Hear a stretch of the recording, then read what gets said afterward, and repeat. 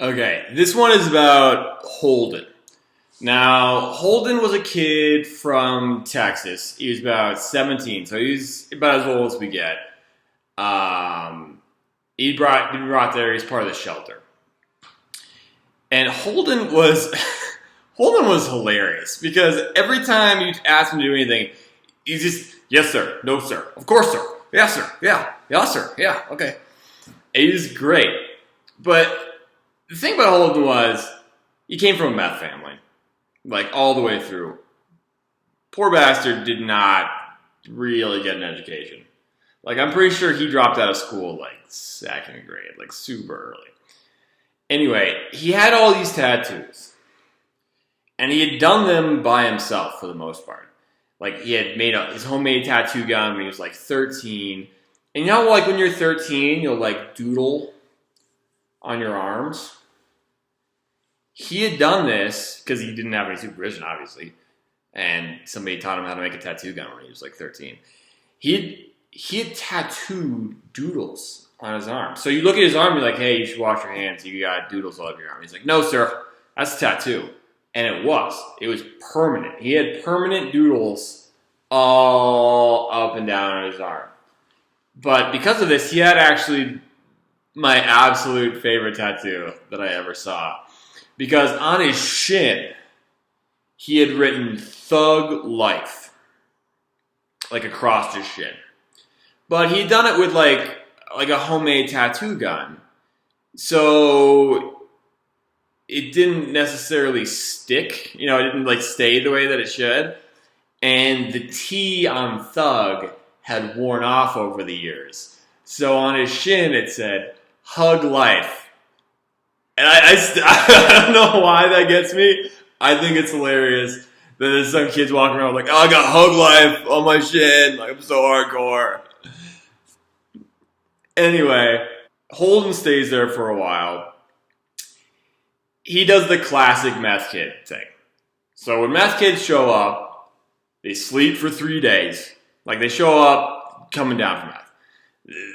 They pretty much get a room and they just sleep for like 3 days. Keep in mind, we're not like a detox center or anything. We just get shelter kids, and sometimes our shelter kids are on meth, and we deal with it. They're going to sleep for 3 days.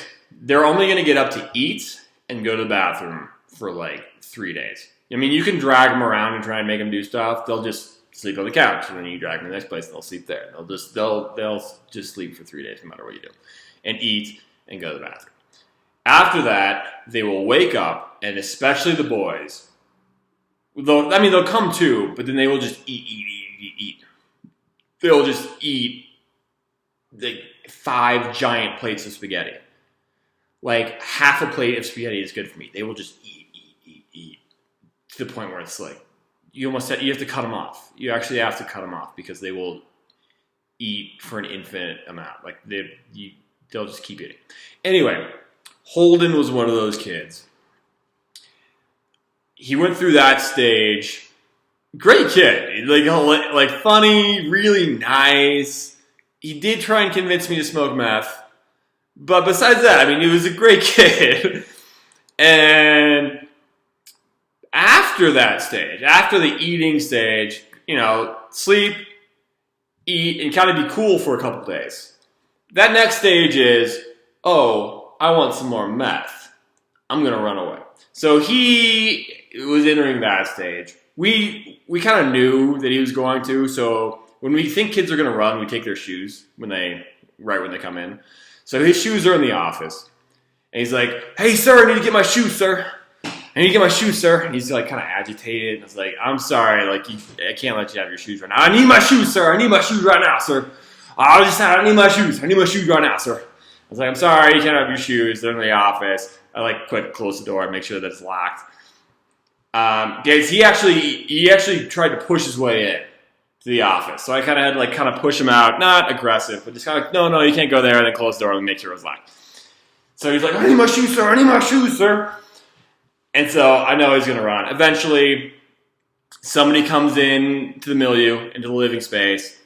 Doors open. He busts out. I am,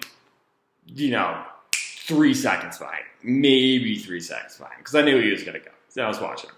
So he busts out. I run out. He happens to do this on a Wednesday. And on a Wednesday, just the way the staff schedules work out, everybody comes to work on a Wednesday. So we can have kind of like meetings and, get everybody on the same page. So there's one day a week where everyone comes to work, and it's a Wednesday, and that's the day he runs.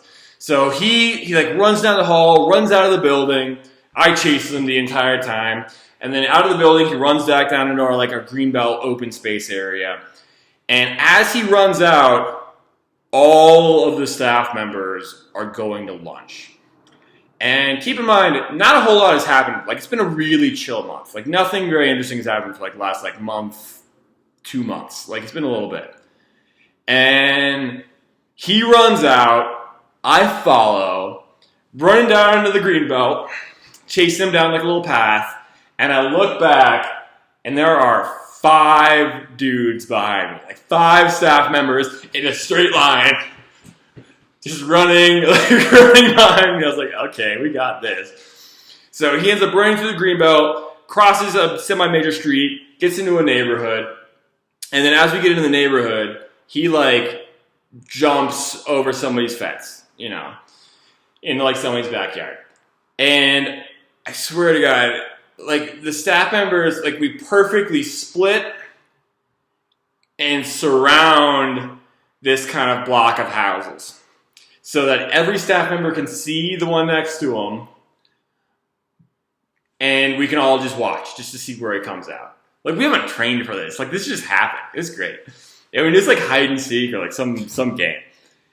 Anyway, he hides in there for 10 minutes. Turns out later he was actually hiding in a dog house because he thought, I don't know. Anyway, he ends up getting out. There's a staff member there. That staff member is immediately hey, we'd already called the cops because this is a kid that we can't really let go because he's actually from a different state. So it looks really bad if a kid that we're kind of holding short term runs away. So we called the cops on him because otherwise he's 17. We'd probably let him go. But we call the cops on him. We're holding him. He gets out of his little area or his block of houses. He jumps the fence back out and immediately is ready to go, but sees a staff member and tries to start a fight. Now we have this little periphery thing going. We can all see each other. So as soon as he jumps out and starts to try to fight, there's instantly four people just around him.